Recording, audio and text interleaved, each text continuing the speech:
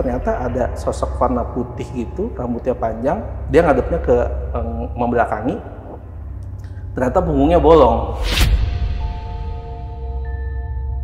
Katanya sih konon di pohon itu ada 21 sosok, yang dimana rajanya adalah yang tadi. Dan kita tuh karena sakingnya dia sering muncul itu, kita sampai ngejulukin dia tuh si Codet. Si Codet, karena Codet itu sampai sini dia punya mulut tuh panjang sampai sini. Dan tadi kan balik lagi ke bagian yang lu tadi sempet lemes ya, nggak bisa ngomong selama setengah jam kira-kira. Setengah jam. Nah setelah itu lu cerita nggak sama orang tua lu atau apa gitu? Cerita, itu saya cerita, jadi memang ternyata penghuni sebelum kita di rumah itu ternyata meninggal di rumah itu. Jadi sampai detik ini ternyata gangguan-gangguan itu mungkin sekarang pemilik rumah yang sudah jadi kelas tersebut mungkin banyak juga menerima gangguan-gangguan itu.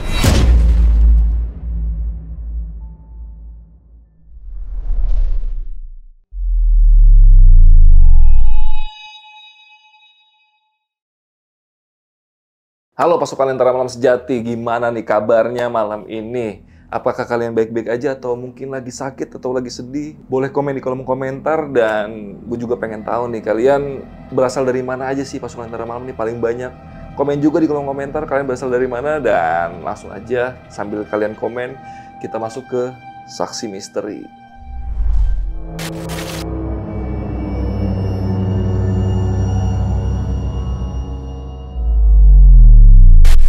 Satu bulan lalu gue abis mampir ke rumah almarhum nenek gue yang ada di Kebumen. Dan di sana gue ngobrol sama Pak D sama Pak Le gue tentang apa aja sih yang pernah terjadi di rumah almarhum nenek gue. Ternyata di situ kebongkar juga. Setelah gue korek-korek, itu banyak banget hal-hal mistis yang dialamin sama keluarga gue yang ada di Kebumen, termasuk sama Pak D, Pak Le gue, dan Bule gue juga pernah ngalamin, dan juga nenek gue pun pernah ngalamin. Dan hal-hal ini mirip banget sama yang bakal diceritain sama narasumber malam ini yang akan bercerita tentang rumah angker milik almarhum neneknya yang sudah meninggal di tahun 2006 silam. Dan narasumbernya itu udah hadir di studio malam juga. Kita sapa dulu aja narasumbernya, ada Mas Gilang. Mas Gilang, apa kabar Mas Gilang? Baik Om Adit, baik semuanya. Oke, ini lu mau cerita tentang rumah almarhum nenek lu ya? Betul. Itu nenek lu tinggal di situ berapa tahun waktu itu lah? Nenek membeli rumah tersebut itu di tahun 90 dan kita jual terakhir itu di tahun 2010. Jadi kita rentan waktu itu ada 20 tahun tinggal di rumah itu. 20 tahun? Iya. 20 Dan lu tahun. tinggal di situ atau gimana waktu itu? Jadi pernah kita hanya berkunjung, tapi pernah juga tinggal karena setelah nenek meninggal rumah itu kita yang nempatin sampai 4 tahun. Jadi nenek meninggal 2006, dijual 2010. Jadi kita pernah nempatin 4 tahun. 4 tahun lu sama keluarga lu tinggal di situ? Tinggal di situ. Dan kenapa lu bisa bilang rumah nenek lu itu serem? Karena kenapa saya bilang rumah nenek ini serem? Karena memang dari kecil, apalagi saya pernah mengalaminya sendiri, melihat langsung sosok, dan juga bukan hanya saya, ternyata keluarga, orang tua, saudara, anak kos, pembantu, sampai orang yang ngontrak, bahkan teman-teman band saya, semuanya mengalami hal-hal yang masing-masing punya pengalamannya sendiri tentang rumah itu. Di rumah nenek lu ini semua ngalamin? Iya, semuanya ngalamin. Jadi nggak ada yang kelewat. Pasti kayak anak band baru perkenalan datang, nginep di rumah, tiba-tiba bel bunyi sendiri jam 12 malam, yang gitu-gitu. Jadi ada penyambutan-penyambutan dari mereka kepada orang-orang baru yang main ke rumah. Dan bahkan tadi gue sempat ngobrol-ngobrol sama Mas Gilang, itu ada satu kejadian yang gue ingat banget. Itu tadi salah satu pembantunya itu melihat sosok dengan jelas, dan sosoknya nanti itu diceritain sama Mas Gilang sendiri aja pas nanti Mas Gilang cerita. Dan buat kalian yang penasaran sama cerita dari Mas Gilang, simak terus podcast ini sampai habis. Tapi sebelum itu gue mau infoin dulu nih buat pasukan Lentera Malam yang pengen jadi narasumber seperti Mas Gilang yang ada di sebelah gue. Kalian bisa langsung aja DM ke Instagram Lentera Malam, itu ada di lenteramalam.id. Oke Mas Gilang, udah siap nih buat cerita? Siap banget Om Adit. Oke, gak usah lama-lama lagi, sebelum kalian ceritanya, kalian tonton dulu intronya.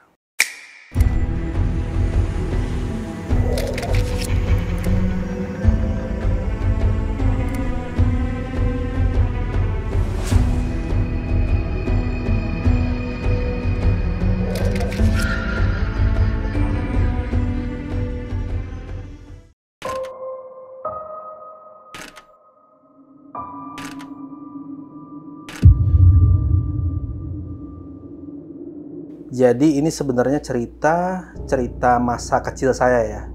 Masa kecil saya itu rentan waktunya tuh dari SD sampai ke kuliah. Nah, jadi kisah awalnya adalah nenek dan kakek itu dulu sebelum tinggal di rumah tersebut, kita pernah punya rumah sebelumnya di masih wilayah yang sama, tapi yang dulu itu persisnya itu di pinggir jalan utama, jalan raya. Jadi kenapa mereka memutuskan untuk pindah ke rumah tersebut di tahun 90 itu karena memang satu deretan dengan pasar terbesar di wilayah Kramat Jati. Akhirnya makin lama makin crowded, makin macet, sehingga memutuskan untuk cari tempat tinggal yang lebih nyaman, lebih tenang, betul. Karena sudah saking bisingnya di wilayah pinggir jalan tersebut, akhirnya memutuskan pindah. Jadi rumah yang ditempati di tahun 90 itu adalah mengambil misalkan seperti kayu-kayu, pintu, kusen, dan lain-lain itu dipindahin dari rumah lama. Jadi semuanya yang berhubungan kayak kayu jati, jendela, kan memang nenek itu suka dengan yang unik-unik ya, kayak kayu jati segala macam, itu dibongkar total, dipindahin ke rumah yang baru. Jadi ibaratnya rumah yang baru ini adalah duplikasi dari rumah yang lama. Nah, rumah yang lama tersebut luasnya itu 2000 meter persegi, yang sekarang sudah menjadi salah satu ruko besar di wilayah tersebut. Kemudian pindah ke lokasi yang rumah baru ini juga nggak kalah besar juga, yaitu 1.800 meter persegi luasnya. 1.800? Iya, tapi ya nggak semua rumah ya, ada halaman, ada kita buat kos-kosan juga, seperti itu, Madit. Nah, setelah pindah ke situ tahun 90, jadi saya masih ingat betul rumah tersebut itu kalau saya datangi hanya ketika weekend. Waktu SD itu saya tinggalnya di Kampung Dukuh, nenek di Kramat Jati. Saya sering main ke rumah nenek itu kalau weekend dan menginap di rumahnya. Jadi dulu rumah tersebut tuh nenek itu memang suka dengan barang-barang antik, piring-piringan, guci-guci, pokoknya segala macam benda antik tuh ada. Jadi rumah tersebut agak unik tuh, Om Adit. Jadi dia bukannya tingkat ke atas tapi modelnya basement. Jadi ngetrap. Jadi rumah ada basementnya dan ada basement lagi yang paling bawah. Jadi itu tuh yang paling bawah itu sejajar dengan Kali Ciliwung. Jadi ketika misalkan ada banjir tahunan itu terendam tuh yang paling bawah. Gitu. Nah, mulailah kisah-kisah itu bermunculan, termasuk saya, keluarga, anak kos, sampai ke misalkan ada saudara-saudara dari luar kota datang, itu banyak mulai diganggu di situ. Yang pada awalnya kita semua, bukan semua sih, mungkin saya yang tidak tahu kenapa itu bisa terjadi gitu. Jadi waktu itu memang ceritanya banyak kisah juga di cerita rumah itu. Ketika pindah pertama kali di rumah itu, gangguan sudah terjadi. Jadi ketika pindah di rumah itu yang pertama, dulu kita punya 2 pembantu, namanya Mbak Katmi sama Mbak Atun. Waktu itu karena masih namanya pindahan kan masih tidur di semau-mau tempat ya. Tidur di mana aja. Nah, waktu itu mereka tidur di ruang tamu. Itu penyambutan di situ adalah ketika sekitar jam 2 pagi itu, mereka agak setengah terbangun, dia melihat di pojok ruangan itu ada sesosok laki-laki, mukanya seperti orang Arab. Ya kalau bahasa dia sih agak ganteng lah, orang Arab.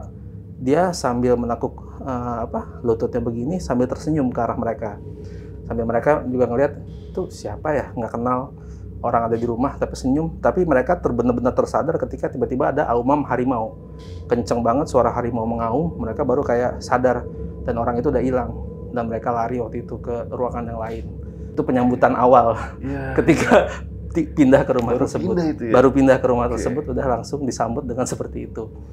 Nah, kalau saya pribadi juga memang waktu kalau saya nginep di rumah nenek itu, kehidupan di lantai atas itu memang kayak khusus buat nenek dan kakek. Jadi saya dulu menganggap di atas itu seperti museum, Muhammadit. Jadi benda-benda kayak guci, keramik, apa segala macam itu ada di ruangan atas. Kita kehidupan ramai itu di bawah. Kesehariannya di bawah. Jadi kalau kita datang main itu kita di bawah. Saya sama adik saya udah pasti udah selalu takut tuh kalau nenek suruh. Dia kan nenek kebetulan ngerokok ya. Gilang, kamu ambilin rokok di atas gitu kan. Itu saya udah punya kayak kode tuh sama adik. Kalau saya yang naik, saya yang disuruh, adik saya ngikutin.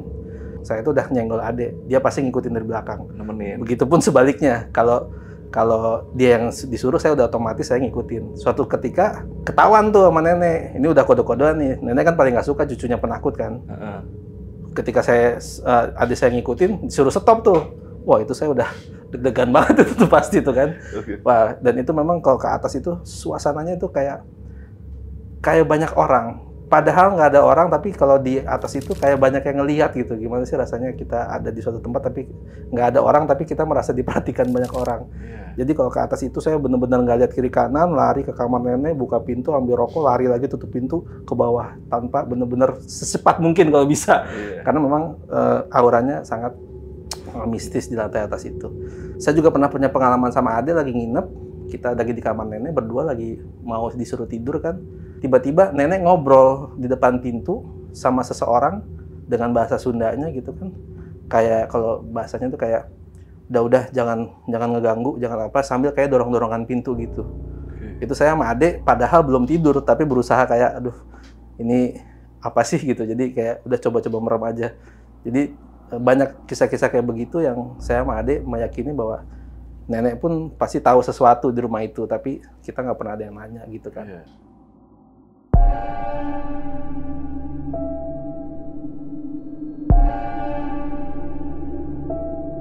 Berlanjut lagi segala macam.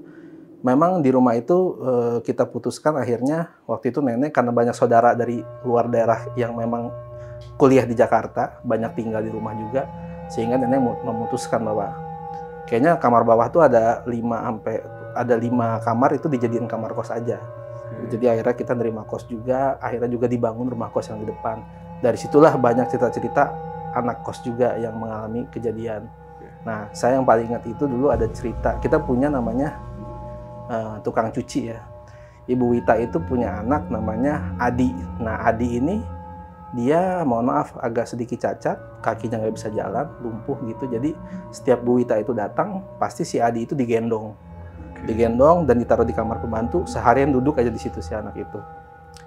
Nah, suatu ketika dia mau pulang setelah kerja, itu sekitar maghrib itu jam 6-an gitu, dia jalan, dia keluar. Anak itu ngomong ke ibunya, manggilnya kan emak ya. Mak, lihat itu di atas pohon mangga ada burung gagak, katanya gitu. Ah, Di nggak usah dilihat nih, udah nggak usah diliatin, katanya gitu. Terus Adi ngomong lagi, Mak, itu di atas pohon ada apa? Nah, kebetulan di samping rumah kita itu sama kondisinya, ada rumah tua juga di sebelahnya itu, yang sudah lahan belakangnya nggak terawat. Dia punya kayak kolam berenang zaman dulu yang dari beton, tahu itu yang modelnya beton gitu, bukan dari lantai gitu, dan udah nggak kepake juga. Dia punya pohon pete Cina yang si rantingnya itu sampai ke rumah kita masuk gitu. Nah, Ibu Wati itu sambil si gendong si Adi itu ngeliat, loh, iya ya Di, itu siapa ya Di atas pohon, katanya lagi berdiri. Ternyata ada sosok warna putih gitu, rambutnya panjang, dia ngadepnya ke membelakangi. Ternyata punggungnya bolong, katanya sih kayak ada pasir-pasirnya gitulah di belakang sininya. Itu si sosok tersebut lompat dari pohon pete Cina ke pohon karet ke pohon aren. Itu sambil ketawa yang kalau saya kan juga taunya dulu ketawa kuntilanak itu hihihi. Ternyata kalau kata si Bu Wita itu ketawanya kayak ketawa kuda. Jadi gitu. Itu saya besok pagi diceritain itu shock sih waktu itu. Sampai segitu ya, itu udah bawa anak gendong nanjak pula ke atas mau pulang. Jadi semakin berat aja tuh si Adi itu diangkat sambil ngeliat itu sosok lompat-lompat dari pohon. Jadi abis maghrib gitu ya? Abis maghrib, betul. Nah, kalau saya sendiri, Om Adit waktu itu pernah. Jadi rumah yang paling bawah itu yang dijadikan kontrakan itu waktu itu mau dipakai sebagai lokasi syuting iklan layanan masyarakat. Kebetulan itu almarhum Basuki ya, Mas Karyo sebagai artisnya yang mau tampil di iklan itu. Nah, orang tua saya rencana mau minta izin lah ke yang kontrak buat dipinjam rumahnya untuk area lokasi iklan tersebut. Saya sama adik saya itu, saya ingat mungkin sekitar saya SMP ya. Saya sama adik saya, karena dulu kan zamannya main handycam ya. Handycam tuh lagi musim lah, kita pakai handycam. Memang nggak ada niat rencana buat ngerekam atau apa gitu. Karena kita pengen, waktu itu lagi ramenya, di salah satu stasiun TV itu lagi rame film Percaya Nggak Percaya. Pak Leo. Nah, Leo itu kan lagi rame. Lagi rame ya, Pak Leo sama siapa tuh hostnya. Itu kita lagi memperagakan seolah-olah jadi mereka. Waktu itu saya sebagai kameramen, adik saya sebagai reporternya waktu di halaman yang paling bawah itu. Nah, kebetulan di halaman tersebut banyak pohon. Om Adit, ada pohon aren. Pohon arennya itu 2 seberang-seberangan begini, pohon aren, ada pohon pisang dan lain-lain lah. Nah, waktu itu adik saya seolah-olah jadi reporter, saya jadi kameramen. Adik saya ngomong dong di kamera kan, itu nggak ada kaset ya, jadi nggak diputer. Adik saya ngomong, karena memang nggak ada niat buat ini kan, hanya bercanda-bercanda aja. Ya pemirsa, kami sedang berada di rumah angker yang ada di daerah Keramat Jati, segala macam diceritain. Kita lihat saja ke belakang kita, itu saya sambil nge-shoot tuh. Saya shoot pelan-pelan. Nah, kalau handycam kan ada tuh mode infrared. Iya. Saya pasang tuh mode infrarednya, sambil saya sorot semua pohon-pohon. Ketika persis kamera saya arahkan ke pohon aren yang di bawahnya ada tong sampah gitu, tong sampah besar lah, tempat bakar sampah. Itu ada pohon aren. Itu saya shoot dan itu saya zoom, maksimal zoom. Itu ketika saya geser set, itu satu layar handycam itu bentuk muka, wajah, saya inget banget kok, lancip, dan saya yakin itu perempuan mukanya karena senyumnya senyum perempuan. Dia tersenyum ke layar itu, matanya, kalau Om Adit mungkin tahu topeng Scream ya. Iya. Jadi si mata itu bolong hitam dan si mulut itu bentuk senyum tapi bolong hitam. Itu tersenyum sama saya. Itu panjangnya sampai sini nih, si senyumnya itu panjang banget. Tapi saya yakin itu perempuan. Itu begitu saya lihat satu layar itu muka tersenyum sama saya, itu saya jatuh, Om Adit. Saya jatuh, kalau kayak orang apa ya, nggak bisa ngomong tuh, gelagapan gimana sih? Jatuh, lemes, jatuh. Adik saya nanya kan, Kang, kenapa lu? Kenapa? Saya jatuh kan cuma bisa gitu doang. Sampai orang tua saya keluar, nanya kenapa? Nah, daripada rame, orang tua saya bilang, udah, jangan ribut, nanti nggak enak sama yang ngontrak kan. Saya dibopong, saya dibawa ke atas, dikasih minum teh. Itu setengah jam saya nggak bisa ngomong sama Adit. Karena pertama kalinya mungkin saya shock melihat sosok yang ada di pohon aren itu. Tapi lu ngeliatnya dari sisi layarnya itu? Layar itu. Bukan secara langsung ya? Enggak, layar. Jadi layar itu full satu muka. Dan muka itu kayak bener-bener ngeliat ke saya. Itu muka perempuan, panjang, mulutnya sampai segini, itu putih, muka perempuan banget deh. Itu lagi tersenyum. Itulah saya pertama kali berkenalan juga sama sosok itu, nunggu pohon aren itu. Dan memang setelah kejadian-kejadian itu kita kan banyak ada orang-orang bisa juga tuh yang katanya melihat, katanya sih konon di pohon itu ada 21 sosok yang dimana rajanya adalah yang tadi. Dan kita tuh karena sakingnya dia sering muncul itu, kita sampai ngejulukin dia tuh si Codet. Karena Codet itu sampai sini dia punya mulut tuh panjang sampai sini. Dan tadi kan balik lagi ke bagian yang lu tadi sempat lemes ya, nggak bisa ngomong selama setengah jam kira-kira. Setengah jam. Nah setelah itu lu cerita nggak sama orang tua lu atau apa gitu? Cerita, itu saya cerita. Jadi memang namanya pengalaman pertama kali ngelihat sosok makhluk halus ya, itu bener-bener shock lah gitu. Dari situ mungkin sampai sekarang juga saya ini orangnya jadi penakut tuh. Om Adit, gara-gara kejadian itu yang sebelumnya mungkin nggak takut jadi penakut.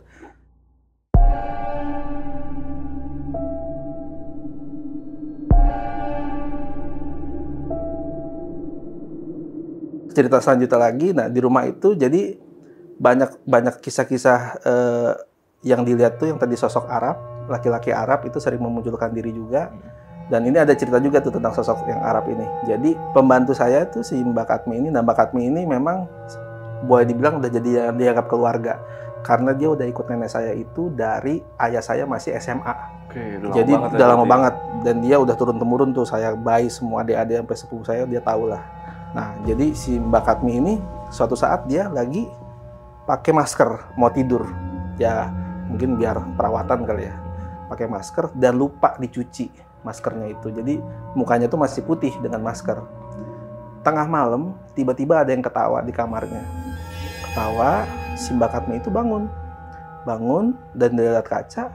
Si Mbak Katmi pun ikut ketawa. Dia mentertawakan dirinya sendiri. Dia bilang, aduh iya saya sampai lupa ini bersih-bersih muka gitu, kata dia. Dia masuk kamar mandi di dalam kamar juga. Dia cuci muka, baru dia sadar. Tadi yang ngetawain saya laki-laki berperawakan yang Arab itu lagi muncul, itu siapa gitu. Terus dia cek kamar dikunci semua. Padahal tadi ada di situ. Dia ketawa. Jadi dalam kamar. Jadi dia ngetawain si Mbak Katmi itu pakai masker.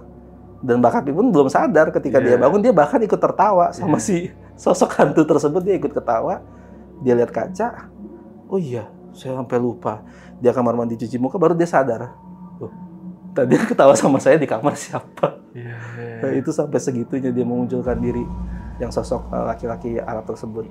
Begitupun, nah ini ada cerita lagi. Pernah suatu saat ada tetangga rumah itu mungkin pulang lemburan ya. Dia subuh-subuh, entah subuh, pokoknya sekitar dia bilang tuh jam 3-an, 4-an dia lewat rumah. Kan rumahnya tuh depannya tuh ada gangnya juga tuh, depan rumah kita ada gang. Mungkin karena dia udah kebelet pipis, dia pikir subuh nggak ada orang ini ya, dia pipis. Jadi rumah itu tuh dulu ada gerbang besar untuk mobil, ada gerbang kecil yang nggak pernah dibuka. Jadi kita bisa ngintip ke halaman dalam. Ketika dia pipis di gerbang kecil tersebut, dia lihat itu di halaman itu harimau lalu lalang di halaman itu. Sampai akhirnya dia nggak jadi pipis, dia lari. Pagi-pagi dia cerita sama istrinya, ketemu sama si Mbak Katmi waktu di tukang sayur. Mbak Katmi katanya, si ibu melihara harimau ya? Ya Mbak Katmi ya ketawa dong. Ah, si Mbak ada-ada aja, mana mungkin ibu. Iya, suami saya tadi subuh pulang, pengen pipis, nggak mungkin kebelet pipis di dekat gerbang situ.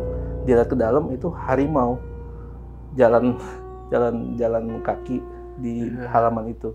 Dan persis yang sama juga di halaman depan itu, saya pernah dulu saya ngajak teman sekolah main ke rumah. Tapi saya lucunya saya ajak teman, tapi saya tinggal, saya pergi karena waktu itu masih ABG kan kita sering pacaran ya, sama teman SMA kita pacaran. Saya tinggal tuh teman-teman saya di rumah. Nah di rumah itu depannya di halaman itu ada ayunan.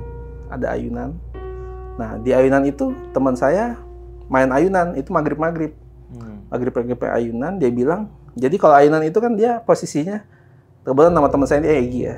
Egi ini main ayunan, katanya setiap dia lagi ngayun gini, sampai ke tengah itu ada tapal atau tangan harimau yang dia lewatin gitu. Jadi setiap dia mundur lagi, lewatin lagi tengah, sampai akhirnya dia ketiga kali masih ada, dia berhenti, dia panggil teman-temannya, jangan di sini, ke dalam pindah. Jadi kalau dipetakan mungkin area halaman depan itu ada harimau di halaman depan itu. Di dalam ada si tadi sosok orang Arab tersebut. Dan di bawah itu yang merajai yang tadi saya bilang yang kuntilanak tersebut, Om Adit. Jadi memang banyak ceritanya di rumah itu. Dan ada lagi nggak kisah dari mungkin penghuni kos yang lain atau keluarga lu, dari orang tua lu? Ada, itu banyak banget. Makanya kalau saya bilang yang kenal udah pernah ke rumah itu segala macem, pernah ngomong saya ini kalau bisa rumah ini dibukukan ceritanya nggak habis-habis karena hampir semuanya ngalamin di rumah itu, dari mulai anak kos. Kalau anak kos itu udah jelas dia. Kalau pernah namanya ada, sebut aja namanya Mas Willy lah ya. Mas Willy itu ngekos di rumah. Dia tuh hobi olahraga, karena mungkin dia bekerja, dia baru sempetnya olahraga tuh malam di halaman belakang, di bawah itu. Dia suka main skipping, itu jam 7 malam gitu. Habis pokoknya setelah maghrib lah dia main skipping. Itu pasti waktu suatu saat dia keluar itu, saya kan kebetulan lagi di bawah juga, saya lagi di situ juga, ada si Mbak Katmi juga. Baru keluar belum ada 10 menit dia balik lagi, nggak jadi. Terus ditanya dong sama Mbak Katmi sama saya ada di situ juga, Mas Willy cepet amat main skippingnya. Oh nggak jadi Mbak Katmi katanya. Itu di atas pohon muncul lagi, terus bau bunganya kenceng. Jadi ada bunga dan si penampakan itu muncul lagi di atas pohon itu. Iya. Jadi nggak jadi skipping. Ya, jadi memang di rumah itu tuh mungkin auranya segala macam, dan ini yang nanti saya ceritakan di akhir, ada kejutan juga tuh di akhir tuh. Dan itu pun saya baru tahu belum lama ini. Tahun 2023 kemarin ketika kita lagi ada acara kumpul keluarga, saya lagi cerita-cerita ngebahas rumah tersebut. Ternyata om saya nyeletuk, emang pada nggak tahu katanya. Loh, kenapa nggak tahu? Nah ternyata nanti di ending saya akan ceritakan bahwa ternyata di rumah itu ada kejadian. Gitu.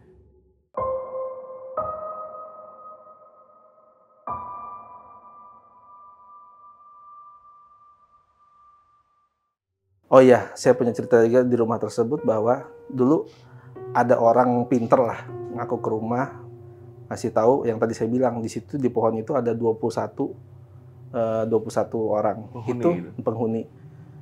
Itu bahkan dia sempet ya saya nggak percaya gitu-gitu ya, cuman orang itu ke lahan paling bawah, dia siapin kopi sama rokok segala macem, kayak nggak tahu lah ngapain dia di bawah gitu. Itu saya lihat dengan mata kepala sendiri.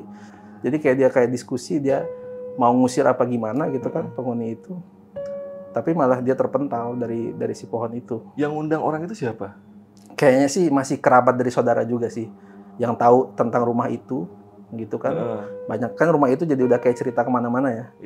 Bahwa udah nyebar rumah ini begini. Mungkin ada yang penasaran juga, mungkin pengen lihat kayak apa. Makanya dia bisa bilang.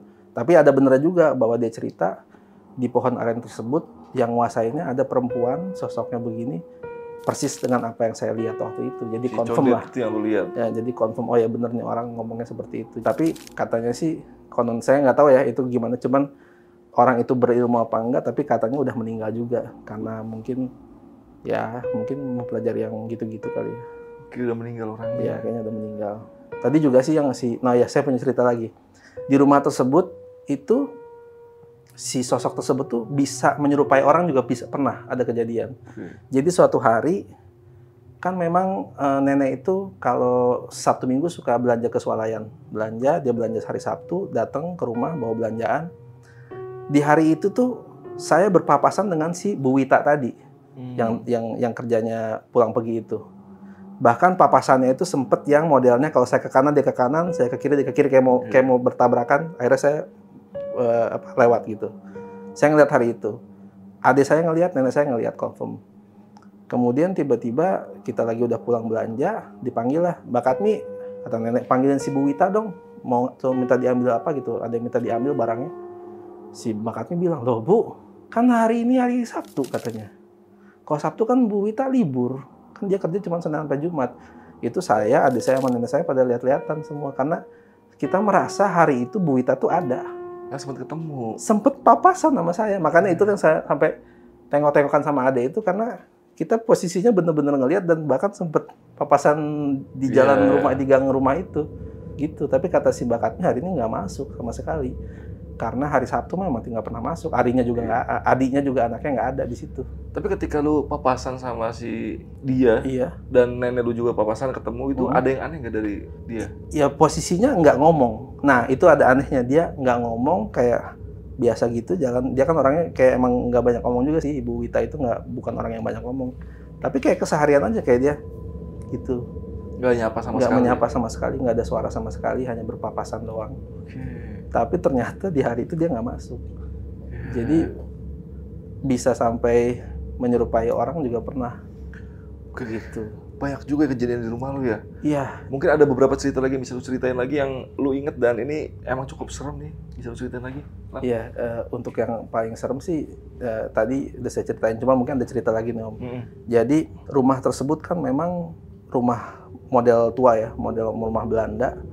Yang dimana dia dipindahkan dari rumah sebelumnya barang-barangnya semua. Jadi ketika nenek itu meninggal di tahun 2006 itu, kita bertahun-tahun untuk bingung nih memutuskan rumah ini mau diapakan. Karena kan namanya waris kan harus dibagi ya, segala macam. Karena kalau mau jual rumah dengan luas segitu, harga segitu, mungkin orang pilih daerah lain, nggak di daerah situ gitu. Sehingga pada hari H untuk memutuskan rumah itu dijual, itu ada kisah juga yang unik gitu.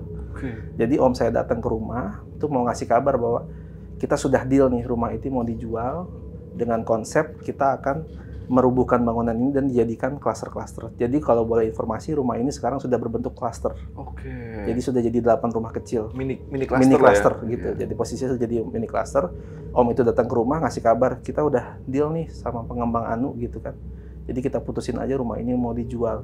Begitu ngomong baru, nggak nyampe ada sekian detik rumah ini, dan itu ada saya, ada bapak saya, ada ibu saya, ada om saya.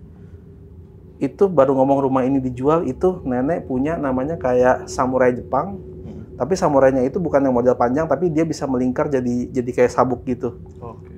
Nah itu begitu kita om saya ngomong rumah itu mau dijual, fuak jatuh. Itu si samurai segede gitu. Tiba-tiba bisa jatuh dengan sendirinya. Di depan semuanya ada saya, ada bapak saya, ada ibu. Kayak nggak terima ya nenek begitu ya? Kayak nggak tahu ya, apakah antara dua, ada mungkin nenek nggak keterima, ada juga mungkin si penghuninya udah nyaman dengan keluarga kita di situ, karena kita kan nggak usil. Juga ada juga kisah ini dari teman band saya. Jadi di tahun ketika nenek meninggal, kita masih tinggal di sana, ada pavilion di depan itu saya manfaatkan jadi studio musik lah waktu itu. Itu pernah namanya teman saya, ini anak-anak band ya, cerita anak-anak band. Ketika kita lagi latihan malam-malam, kita kan kalau latihan itu biasa sampai tengah malam ya.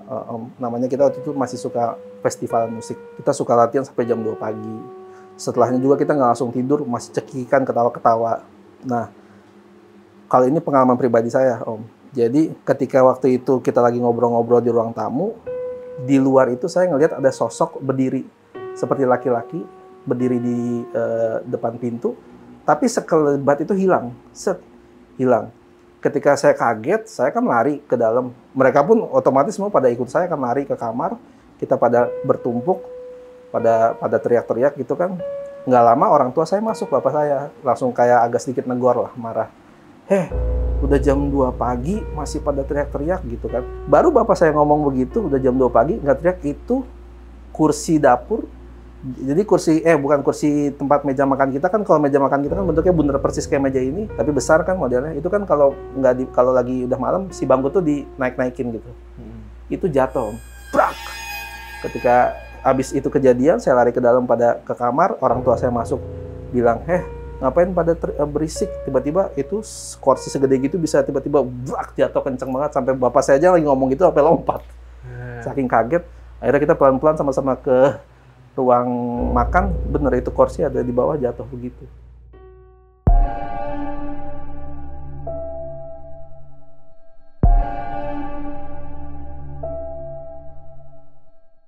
Jadi eksistensinya tuh pengen seperti ngeliatin terus gitu. Iya.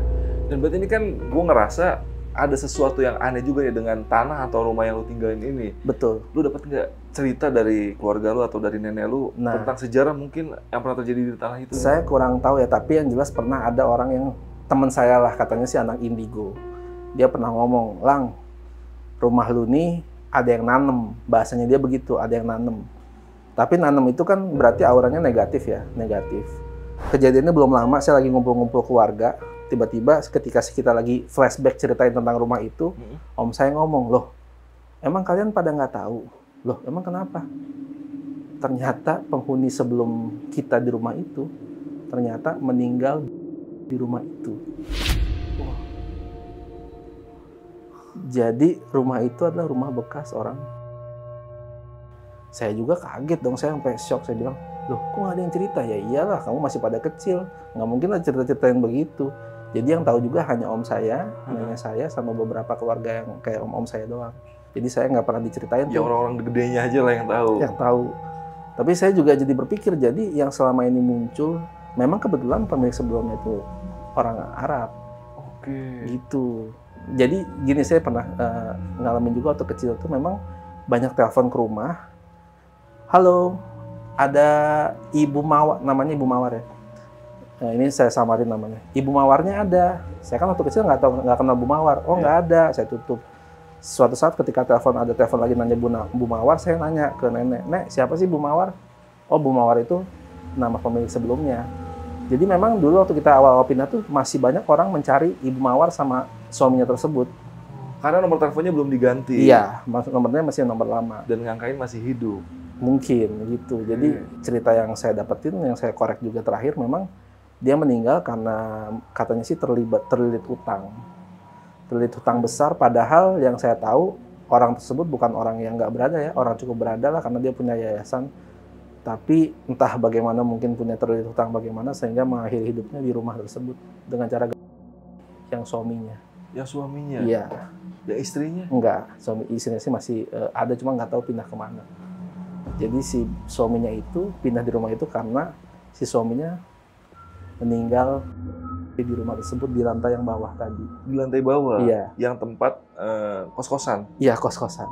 Itu saya dapatkan baru belum lamanya saya tahu. Jadi saya kayak merasa, oh, jadi itu yang sering muncul tuh dia, berarti yang tadi saya ceritakan beberapa kali ada sosok Arab tersebut, berarti si sebut aja Pak Akbar lah, Pak Akbar tersebut. Jadi kejawab tuh kemarin dan belum lama. Makanya ketika saya tahu udah dapat kuncinya, ini ceritanya berarti memang karena ada orang yang pernah ada tragedi lah di situ. Iya, tapi kan namanya, artinya rumah tersebut kan memang diliputi aura yang kurang baik ya Om. Iya, betul. Mungkin dari sebelum-sebelumnya lagi, tapi memang karena banyaknya penampakan di rumah tersebut, banyaknya yang diperlihatkan, Sehingga mungkin ya kita nggak tahu lah pemilik-pemilik sebelumnya seperti apa sampai bisa mengakhiri hidupnya di rumah tersebut kan. Berarti memang ada aura-aura kurang baik lah, negatif di rumah tersebut. Gitu. Nah ini kan berarti rumah itu kan kejual tahun 2010 ya Lang? Betul, 2010. Lu sempet nggak sih, lu kan masih tinggal di Jakarta nih, Iya. Lu belakang-belakang pernah nggak sih coba lewat? Belum lama, baru 3 hari kemarin saya sengaja, saya sholat Jumat di dekat masjid situ, saya tengok lagi. Dan saya nanya sama karena security-nya di situ kan masih tetangga saya zaman dulu lah. Kenal lah ya. Kenal. Saya nanya gimana? Sekarang udah aman, saya nanya. Masih. Jadi sampai detik ini ternyata gangguan-gangguan itu mungkin sekarang pemilik rumah yang sudah jadi kelas tersebut mungkin banyak juga menerima gangguan-gangguan itu. Gitu sampai detik ini. Karena lu pun selama tinggal di sana nggak pernah melakukan pembersihan ya, walaupun ada beberapa supernatural itu datang, tapi nggak benar-benar lu coba ngebersihin nggak? Memang kedatangan orang-orang tersebut ke rumah itu atas dasar berita-berita yang mereka dapatkan. Jadi bukan karena kita sengaja ngundang orang buat membersihkan. Karena dari dulu tuh nenek itu punya prinsip. Jadi buat mereka mah sebenarnya nggak bukan hal begitu tuh hal biasa. Jadi kayak saya pernah dengar dia lagi bercakap sama orang nggak kelihatan kan, itu aneh kan. Tapi mungkin nenek biasa yang seperti itu. Jadi memang buat kita pribadi asal jangan mengganggu, kita hidup masing-masing. Jadi kita nggak pernah tuh sengaja datengin orang buat ngebersihin tuh nggak pernah. Walaupun cukup tinggi eksisnya ya. Gitu. Dan selamat buat berapa tadi 8 klaster ya? 8 penghuni klaster Anda yang menikmati penambangan berikutnya setelah keluarganya gila. Jadi memang ya mudah-mudahan sih saya berharap sih jangan sampai sekarang masih digangguin ya yang tinggal di situ ya. Mudah-mudahan mereka punya cara sendiri gimana mengusirnya gitu kan. Nah ini karena ceritanya udah cukup detail juga dari si Gilang, mungkin kalau kalian ada yang pengen ditanyain lagi, pengen tahu lebih jelas lagi tentang cerita yang dibawain Gilang, bisa komen di kolom komentar. Siapa tahu nanti Mas Gilangnya nanti ngeliat juga bisa dibalas, atau mungkin bisa mampir ke sosial medianya Mas Gilang. Boleh di-share Mas Gilang? Boleh. Jadi tadi yang saya ceritain tadi nggak bisa saya ceritain semua ya, karena terlalu banyak cerita di rumah itu sehingga saya banyak yang skip juga. Saya hanya ambil cerita-cerita yang masih terkenang dalam memori saya itu aja. Jadi sebenarnya masih banyak cerita, makanya kalau teman-teman saya bilang itu rumah tersebut kalau dijadiin buku bisa jadi 1 buku cerita. Karena saking banyaknya cerita di rumah itu yang sangat eksis, dia menunjukkan sampai mungkin ada yang bagian ke-skip. Nah, mungkin teman-teman yang masih penasaran, mungkin saya bisa ceritain lagi secara pribadi. Instagram saya namanya Gea Didinya Dieva. Nanti ditampilin nggak ya? Iya, nanti agak sulit itu kayaknya sih. Iya, nanti ada di nanti di deskripsi gue juga tongolin itunya Instagramnya Mas Gilang, dan mungkin mau tanya-tanya atau mungkin kalian ada penghuni dari 8 rumah itu bisa komen atau mungkin bisa DM Mas Gilang cerita pengalaman seperti apa. Yang jelas pasti mantan anak kos, tetangga sekitar, saudara dari Bandung dan selainnya itu yang udah pernah ngalamin pasti nanti akan komentar di sini. Anak kos, tetangga, anak band yang pernah dulu kita banyak anak-anak band di rumah, pasti nanti akan banyak komentar.